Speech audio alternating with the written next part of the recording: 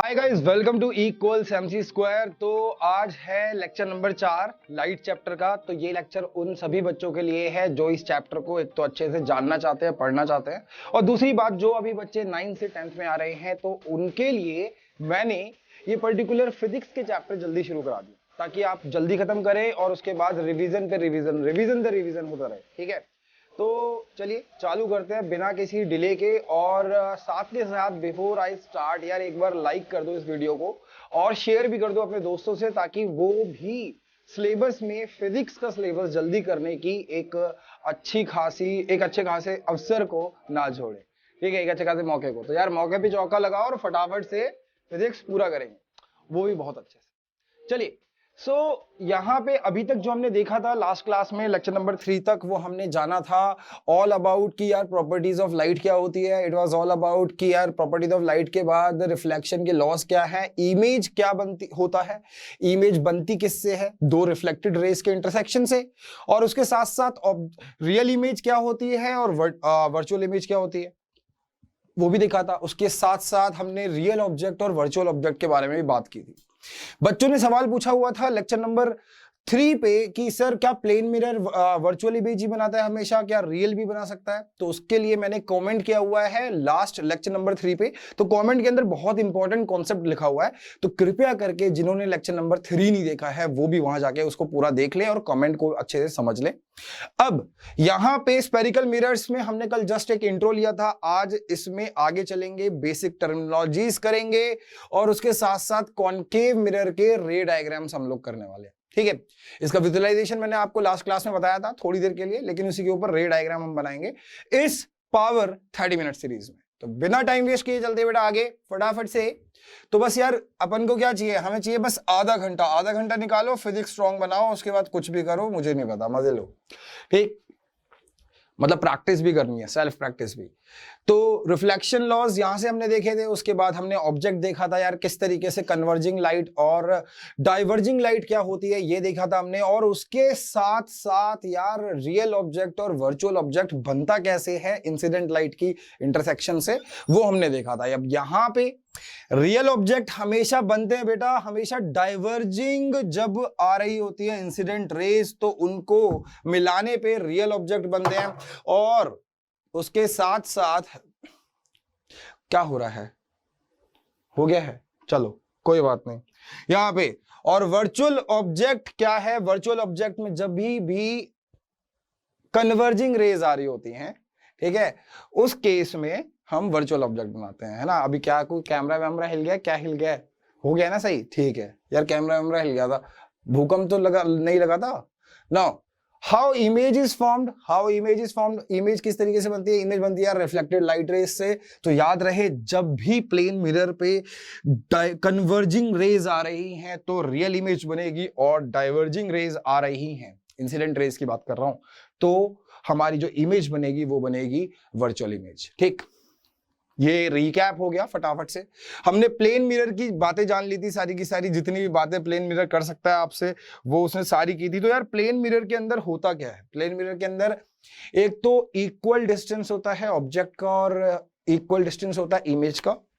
उसके साथ साथ यार एक चीज और होती है कि लेटरल इन्वर्जन हो जाता है, लेटरल इन्वर्जन हो जाता है। मतलब अगर मैं एम्बुलेंस वर्ड को, लेकिन इसके ऊपर मैं एक शॉर्ट बनाऊंगा और बहुत अच्छा शॉर्ट है वो, उसी के बेसिस पे मैं ये नहीं कह रहा हूं कि प्लेन मिरर जो है वो हमेशा हमें इन्वर्टेड इमेज दिखाता है।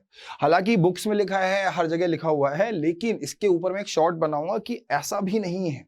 ठीक है, if we are looking directly through the direction of light, लेकिन उसके बाद शॉर्ट आएगा। लेकिन स्टिल अगर हम बात करें लेटरल इन्वर्जन की, जो कि आपके सिलेबस में भी होता है, तो यार उसमें इस तरीके से रहता है कि अगर मैं वर्ड लिख रहा हूं एम्बुलेंस तो हमें शीशे में वो सीधा से दिखाई देगा। एम्बुलेंस पे जनरली आप देखोगे कि जो एम्बुलेंस है वो उल्टे तरीके से लिखा होता है। किस तरीके से लिखा होता है भाई, यहाँ पे लेटरल इन्वर्जन होता क्या है, बेसिकली वो ये होता है कि यार मान लो कल को तुम लिखते हो पी, तो पी के अंदर वो ऐसा दिखाई देगा। क्यों हो रहा है ऐसा, ये लेटरली इन्वर्ट हो गया, लेटरली इन्वर्जन कहते हैं। क्यों हो गया ऐसा, ऐसा क्योंकि जो सबसे पास वाला पॉइंट है उसकी सबसे पहले इमेज बनेगी, जो सबसे दूर वाला पॉइंट है उसकी दूर इमेज बनेगी, सिंपली लाइक दिस। और सेम ही रहता है, ये थोड़ा सा बड़ा दिख रहा है लेकिन सेम साइज रहता है, सेम साइज रहता है, ठीक है। यहां पे हमारा साइज सेम रहता है, ये चीज क्लियर है, ये चीज क्लियर है। तो लेटरल इन्वर्जन एक प्रॉपर्टी होती है जिसमें हमें मिरर में उल्टा दिखाई देता है, सिंपल। नाउ मैंने बात की थी कल कि जो फोकस है और जो रेडियस ऑफ कर्वेचर है किसके लिए, प्लेन मिरर के लिए, वो इनफाइनाइट है। और वहीं पे कुछ कर्व्ड मिरर या कर्व्ड लेंसेज के लिए वो इनफाइनाइट नहीं होता। उसके लिए एग्जांपल भी मैंने दिया था आपको कि यार फ्लैट फ्लोर हम जो लेके देख रहे हैं अपना, ये अर्थ का एक छोटा सा हिस्सा है। यानी एक बड़े रूप में देखा जाए तो जो हमारा फ्लैट रोड है, फ्लैट रोड बड़े रूप में वो एक बहुत बड़े स्फीयर का पार्ट है जिसका सेंटर 6400 किलोमीटर अंदर है और बहुत ज्यादा होता है। तो हम एक तरीके से इनफाइनाइट बोल देते हैं इसके सेंटर को, ठीक है। तो इन्हीं कुछ टर्म्स के ऊपर बात करते हैं, आ जाते हैं यहां पे। तो यार कॉनकेव मिरर और कॉन्वेक्स मिरर में कंफ्यूज नहीं होना है बेटा। कॉनकेव मिरर जो होता है उसमें जो स्फेरिकल पार्ट जो होता है उसके अंदर वाला जो पोर्शन होता है वो रिफ्लेक्टिव होता है। मतलब यार माउथ की बात करें, इसको अगर हम माउथ बोले तो इस माउथ के अंदर वाला पार्ट अगर रिफ्लेक्टिंग है तो कॉनकेव है, केव केव केव, ठीक है, गुफा। और कॉन्वेक्स में क्या होता है, बाहर वाला पोर्शन रिफ्लेक्टिंग होता है और अंदर वाला पॉलिश कर दिया जाता है, बिल्कुल उसका उल्टा। नाम याद रहने चाहिए, कंफ्यूजन नहीं होनी चाहिए, इसमें बहुत बच्चों को कंफ्यूजन रहती है। तो इनका जो सेंटर ऑफ कर्वेचर है, जैसे कि मैंने प्लेन मिरर के लिए बोला centre of curvature and focus are infinite, लिख भी देते हैं, यहां पे लिख भी देता हूं कि centre of curvature is also infinite, है ना। Centre of curvature for plane mirror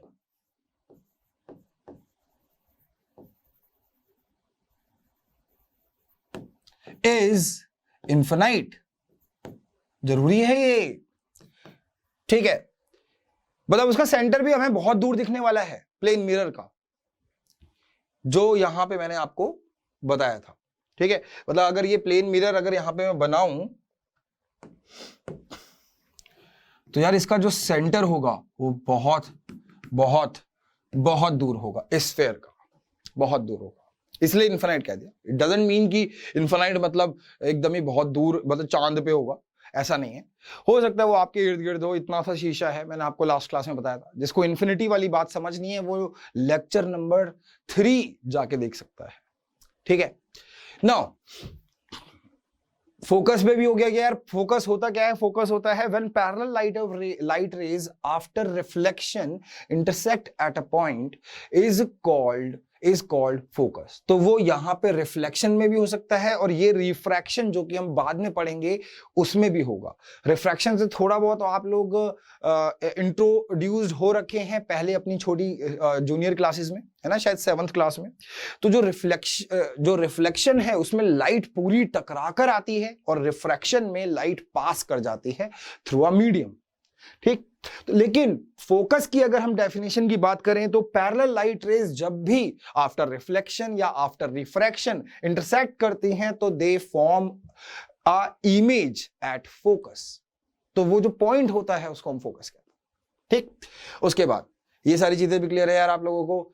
now concave mirror का पहला डायग्राम, रे डायग्राम पहला यही है, ठीक है। तो पहला रे डायग्राम की अगर मैं बात करूं, यहां देखिए अभी हम क्या क्या बोलेंगे, ठीक है। ये हमारा फर्स्ट रे डायग्राम भी है कॉनकेव मिरर के लिए, और मैंने कल जो विजुअलाइजेशन दिखाया था उसके हिसाब से हम आगे भी करेंगे। तो फर्स्ट रे डायग्राम में ऑब्जेक्ट कहां पे है, फर्स्ट रे डायग्राम में बेटा ऑब्जेक्ट जो है वो है हमारा, ऑब्जेक्ट इज एट इंफिनिटी, यो या no, object is at infinity. क्योंकि अगर ऑब्जेक्ट इंफिनिटी पे है तब ही रेज पैरेलल आएंगी। तो पैरेलल रेज नॉट लेज यार, ठीक है। तो पैरेलल रेज जो है वो तभी आती है लाइट की जब हमारा ऑब्जेक्ट इंफिनिटी पे रखा होता है, या फिर बहुत कभी कभी आपको सवाल में दिख जाएगी कि डिस्टेंट ऑब्जेक्ट मतलब अगेन आपको पैरेलल लाइट रेज लेनी है, ठीक है। ये चीज क्लियर है भाई, बताइए। क्लियर हो रहा है? ठीक है, तो ऑब्जेक्ट इन्फिनिटी पे, तो यार मैं इमेज के बारे में क्या क्या कह सकता हूं? इमेज के बारे में क्या क्या कह सकता हूं? इमेज जो है इसमें पहली चीज इज रियल। क्यों? क्योंकि वो एक ऐसे पॉइंट पे मिल रही है लाइट रेज, जो पॉइंट पे मैं खुद जाके खड़ा हो सकता हूं, यानी रियल स्पेस है, रियल है। शीशे की दुनिया के अलावा जो दुनिया होती है वो रियल दुनिया है, तो उसकी बात कर रहे हैं। वर्चुअल मतलब शीशे की दुनिया के अंदर हो रहा है। तो इमेज इज रियल, ठीक है। और उसके बाद दूसरी चीज मैं बोलूंगा इन्वर्टेड। आपको पता ही है कि इन्वर्टेड का क्या मतलब होता है, मैंने आपको पहले भी बताया था। इन्वर्टेड का मतलब होता है बेटा, अगर ऑब्जेक्ट ऐसे है तो इमेज ऐसे बन रही है तो वो इन्वर्टेड हो गया। सर अब आपने कैसे पता लगाया इन्वर्टेड है यहां पे? क्योंकि जस्ट मैंने थोड़ा सा और आगे रख के देखा जब ऑब्जेक्ट, तो इमेज ऐसी बन रही थी। तो इसका मतलब फिर मैंने मान ही लिया कि यार अगर ऑब्जेक्ट बहुत दूर है तो ऑब्वियसली ठीक है, इन्वर्टेड हो रहा होगा। देख लो ना, यहाँ पे इमेज नीचे है, ऑब्जेक्ट ऊपर है। जब दोनों के हेड ऊपर नीचे होते हैं तो इमेज जो है वो कैसी आनी चाहिए हमारी? इन्वर्टेड आ रही है। और इरेक्ट जो वर्ड यूज होता है वो होता है जब इमेज और ऑब्जेक्ट दोनों के हेड एक ही डायरेक्शन में हो सकता है कि वो नीचे हो सकता है वो ऊपर हो, ठीक है। यहां पे बल्ले बल्ले नहीं चल रहा है, लेकिन ऊपर या नीचे वाली बात चल रही है, ठीक है।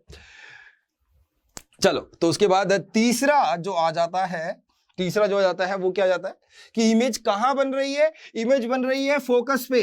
पोजीशन क्या है इमेज की? Focus.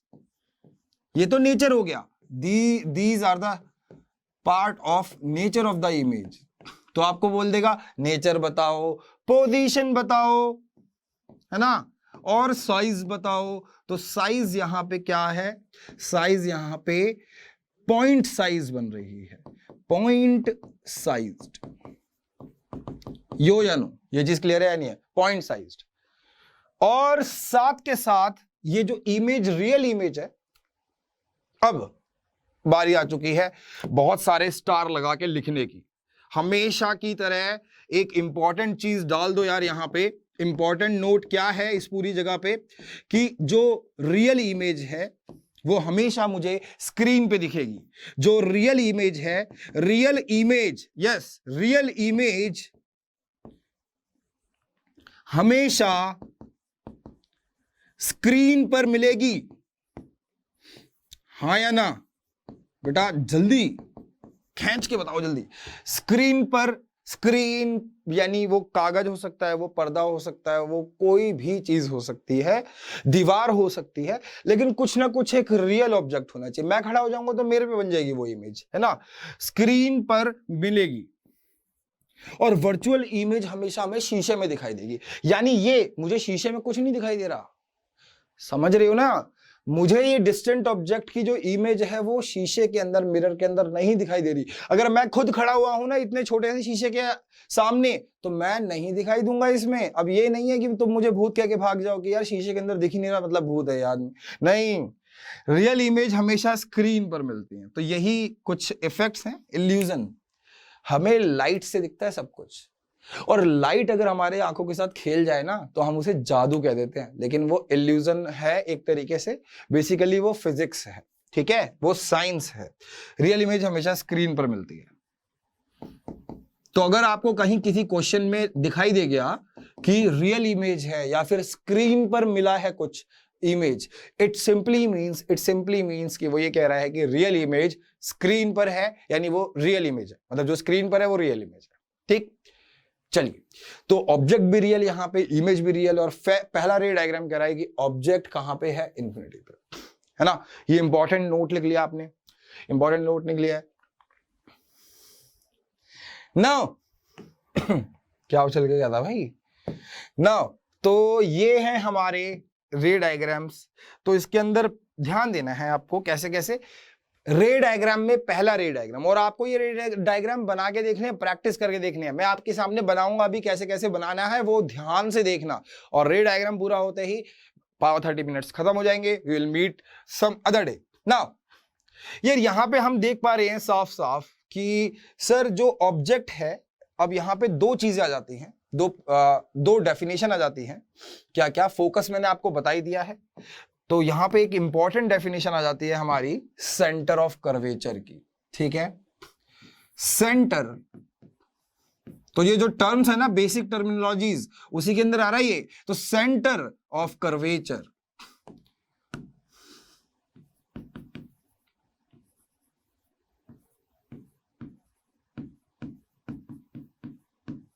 What is this centre of curvature? Curvature word से डरने की जरूरत नहीं है, कर्वेचर का मतलब है कर्व, सिंपल।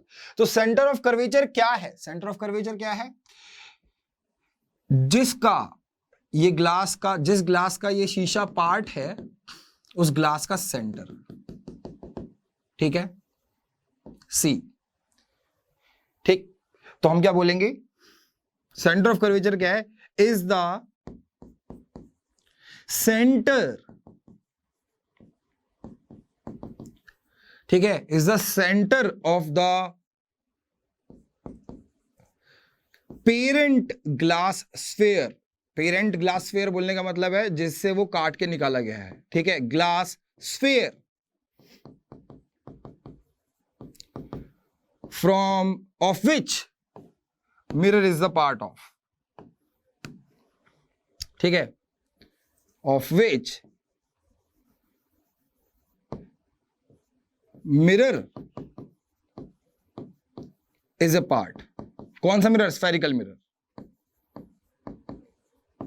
ठीक, ये वाली बात क्लियर है। तो C is the centre of the parent glass है, of which the mirror is the part, जिसका वो पार्ट है उसका सेंटर है सेंटर ऑफ कर्वेचर। अच्छा, अब यहां पे हमारी ज्योमेट्री वाली कुछ कुछ इंपॉर्टेंट चीजें आने वाली हैं। तो यस, यहां पे देखिए भाई, सबसे पहले जो सबसे पहला केस है वो है कि ये है हमारा बेटा centre of curvature, here this is C. Focal length में आपको बता चुका हूं कि फोकल लेंथ वो होती है जब लाइट पैरेलल आती है। फोकल पॉइंट में आपको बता चुका हूं पैरेलल लाइट रेज जहां के मिलती है। This is F, this is C. और एक पॉइंट और है जिसका नाम मैं कह देता हूं पोल। तो इसकी डेफिनेशन मैं लिखूंगा, चिंता मत कीजिए, इसको मैं पोल बोल रहा हूं, इसको पी से दिखाते हैं। क्या होता है, आप कभी सेंटर मत कीजिए। पोल वो पॉइंट है जहां से सारे डिस्टेंस नापे जाते हैं। इनकी डेफिनेशन मैं लिख दूंगा, उसके लिए घबराने की जरूरत ही नहीं है। तो यार पहला जो केस है वो है, पहला केस तो ये था यहाँ पे कि ऑब्जेक्ट अगर इंफिनिटी पे हो। अब दूसरा केस है कि अगर ऑब्जेक्ट जो है वो बियॉन्ड सी रखा हो, ऑब्जेक्ट जो है वो सी के पीछे रखा हो, यानी सेंटर ऑफ कर्वेचर के पीछे हो। तो उस केस में जो इमेज बन रही है वो देख रहे हो कहां पे बन रही है? सर इमेज बन रही है सी और एफ के बीच में। याद रहे, आपको नीचे प्लस माइनस नहीं देखना है। ठीक है, तो सी और एफ के बीच में बन रही है, छोटी बन रही है इमेज, और रियल है क्योंकि रियल में लाइट रेज आके टकरा रही है। रियल है और इन्वर्टेड है। रियल है, इन्वर्टेड है, बिटवीन, पोजीशन कहां पे है? Between C and F. और उसके साथ साथ पोजीशन तो पता चल गई, बिटवीन सी एंड एफ है। रियल है, इन्वर्टेड है, ये भी पता चल गया। और उसके साथ साथ और क्या है? स्मॉलर इन साइज या डिमिनिश्ड इन साइज। ठीक है, चलो अब नेक्स्ट केस देखते हैं। नेक्स्ट केस क्या है इसमें? अब मैं ऑब्जेक्ट को धीरे धीरे बेटा सी की तरफ ले जाऊंगा। तो आपको ध्यान देना है कि सी की तरफ जब मैं ले जाऊंगा तो इमेज सी की तरफ बढ़ेगी। देख रहे हो ऐसे, मतलब ऑब्जेक्ट शीशे की तरफ आ रहा है और इमेज जो है वो शीशे से दूर जा रही है। क्या आप ये चीज नोटिस कर पा रहे हो? और धीरे धीरे बड़ी भी होती जा रही है। अभी भी ऑब्जेक्ट जो है it is beyond C and image is again between C and F. Image अब भी रियल और इन्वर्टेड है और इमेज अब भी स्क्रीन पर मिलेगी, आपको शीशे में कुछ दिखाई नहीं देगा। ठीक है, और इमेज का साइज धीरे धीरे बड़ा हो रहा है। एक पॉइंट पे मैं आया तो हमें दिखा कि यार इमेज का साइज तो बराबर हो गया। इमेज का साइज देख रहे हो आप, बराबर हो गया है। इमेज का साइज ऑब्जेक्ट के बराबर हो गया इस पॉइंट पे। इसका रे डायग्राम बनाऊंगा मैं आपके लिए, कैसे बनाना है। ठीक है, फिर उसके बाद हम आगे बढ़ेंगे। तो यार अब इमेज ने ऑब्जेक्ट से बड़ा होना भी शुरू कर दिया। तो एट दिस पर्टिकुलर पॉइंट क्या कहेंगे? सर जो इमेज है वो सी पे बन रही है, position at C, real and inverted है, नेचर बता दिया, और सेम साइज की है, सेम साइज बता दिया। ठीक है, अभी हम रे डायग्राम्स की प्रैक्टिस कर रहे हैं, बाद न्यूमेरिकल्स वगैरह भी सब होगा यार।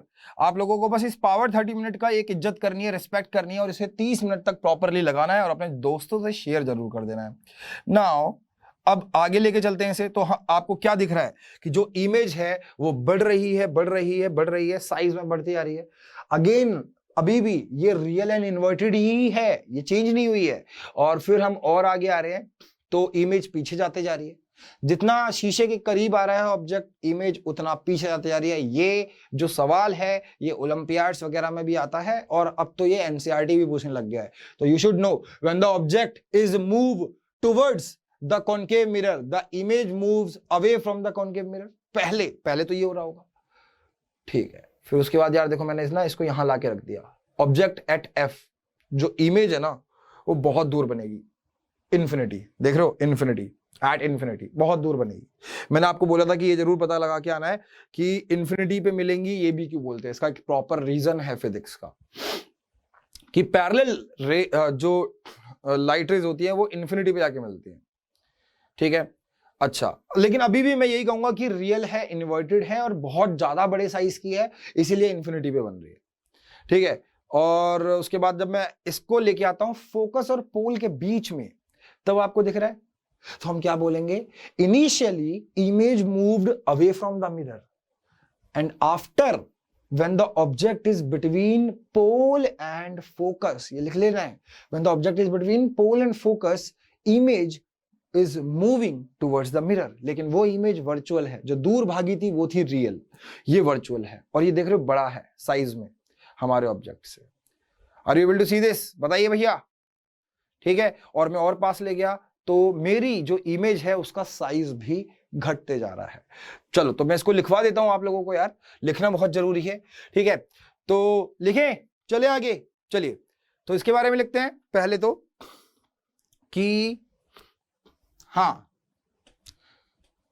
कि भैया यहां पे सर जी ये अगर मैं लेता हूं तो क्या होगा, when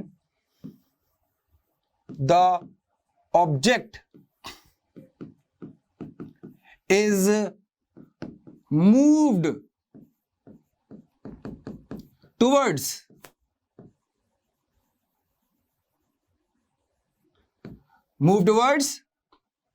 the concave mirror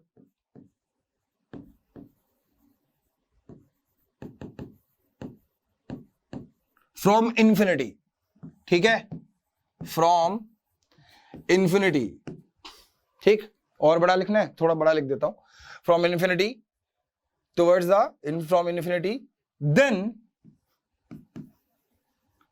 the image formed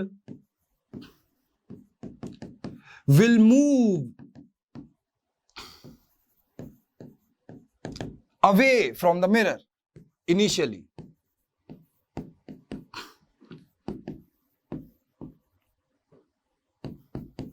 ठीक है। तो इनिशियली तो यही होगा, और साइज जो है वो बढ़ रहा होगा, इंक्रीजिंग साइज, ठीक, बढ़ रहा होगा। फिर उसके बाद एंड जब यहां पे when object reaches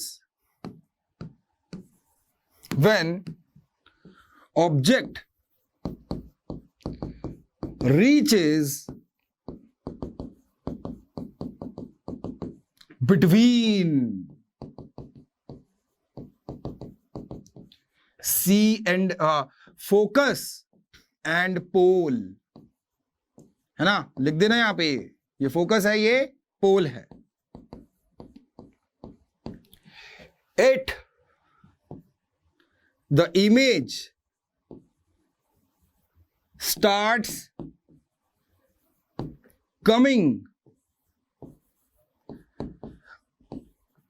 towards the mirror,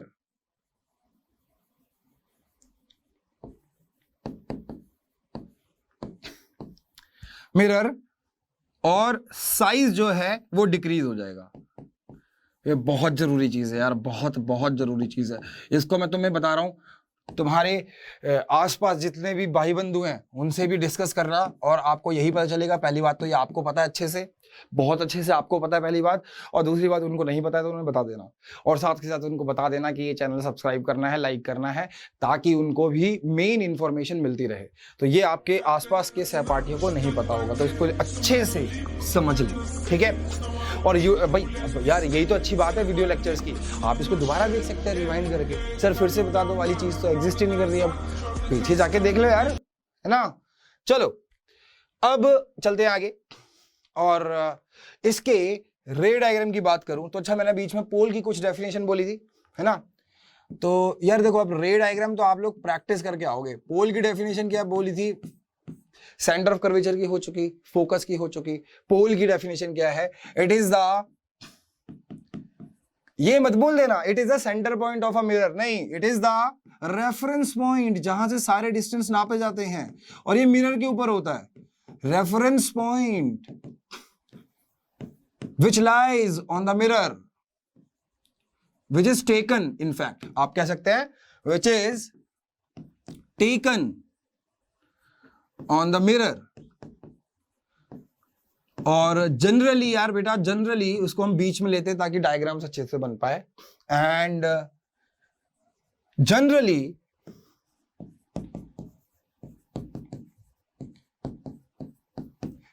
taken as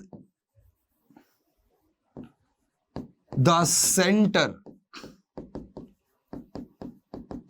of mirror, ठीक है। तो अभी यहां पे आपका होमवर्क क्या हो जाता है, अभी यहाँ पे आपका होमवर्क क्या हो जाता है, आपका होमवर्क हो जाता है कि ये जो डेफिनेशन है ये आप तीनों याद करके आओगे, ठीक है। ये डेफिनेशन आपको पता होनी चाहिए पूरी पूरी, ठीक है। प्रिंसिपल एक्सिस क्या होता है, मैं रे डायग्राम कराऊंगा, उससे पहले जो मैंने आपको सिखाया है उसको ना आप रे डायग्राम को प्रैक्टिस करके आना। मैं एक रे डायग्राम बता दूंगा, ठीक है। प्रिंसिपल एक्सिस क्या होता है, line joining C and P. यार अगर ये सी है ये पी है, तो जो लाइन ज्वाइन कर रही है सी और पी को वो हमारी प्रिंसिपल एक्सिस है, ठीक है। तो डेफिनेशन सही से पता होनी चाहिए आपको। What is principal axis, PL. PL principal, यानी यहां पे हम बात कर रहे हैं आदर्शों की, नहीं, वो पीएल ही होता है, ये है मेन एक्सिस, ठीक है। तो line joining C and P, line joining C and P, ठीक है। Line joining C and P is called principal axis. चलिए, तो ये डेफिनेशन आपको याद होनी चाहिए नेक्स्ट क्लास में आने से पहले, और साथ के साथ चलिए एक रे डायग्राम और बना देता हूं मैं। सेकंड केस क्या है, सेकंड केस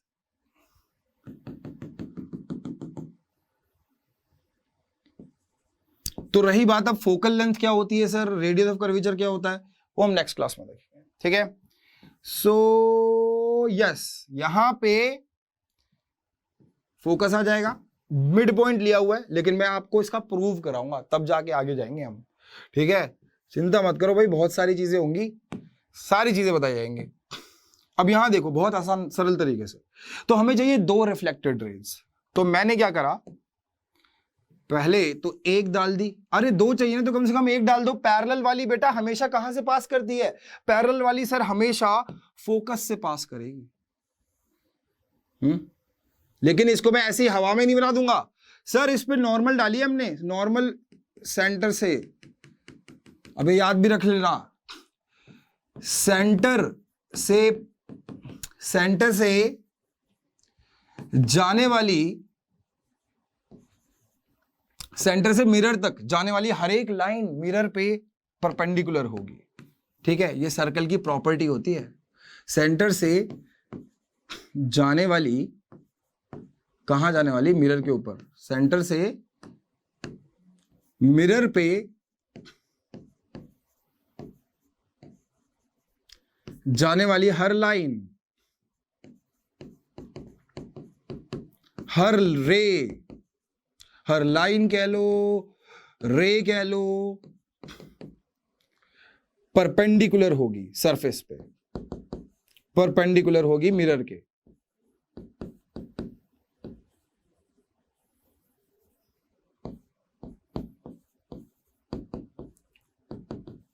ठीक है, अगर आपको कोई चीज समझ में नहीं आई आप रिपीट कर लेना, और साथ के साथ जो बच्चे सेम डे जिस दिन प्रीमियर रिलीज होगा उसी दिन ये बच्चे अगर अपना कमेंट करते हैं तो मैं उनके डाउट सॉल्व करूंगा कमेंट पे, ठीक है। तो सर यहां तो इमेज बनी नहीं, दूसरी इमेज के लिए क्या चाहिए मेरे को, एक दूसरी रे चाहिए, तो इंसिडेंट रे एक दूसरी, रिफ्लेक्टेड रे चाहिए एक और, है ना यार। पोल पे डाल देता हूं, और जितने एंगल पे आई है यार उतने एंगल पे रिफ्लेक्ट हो जाएगी, इतने एंगल पे आई है ना आई पे, तो सेम सेम एंगल पे रिफ्लेक्ट हो जाएगी।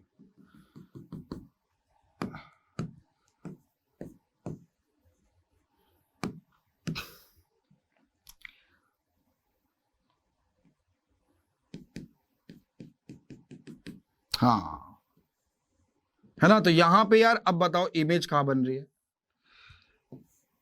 इमेज कहां बन रही है,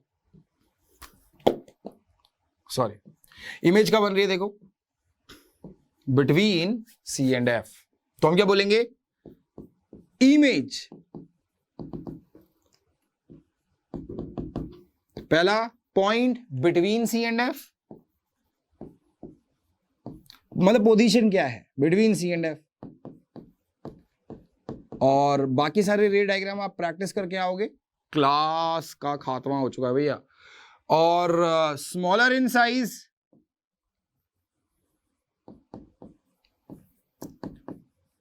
और उसके साथ साथ रियल यानी इन्वर्टेड, नेचर क्या है,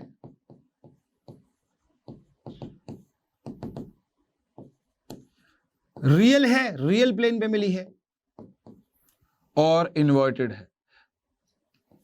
चलो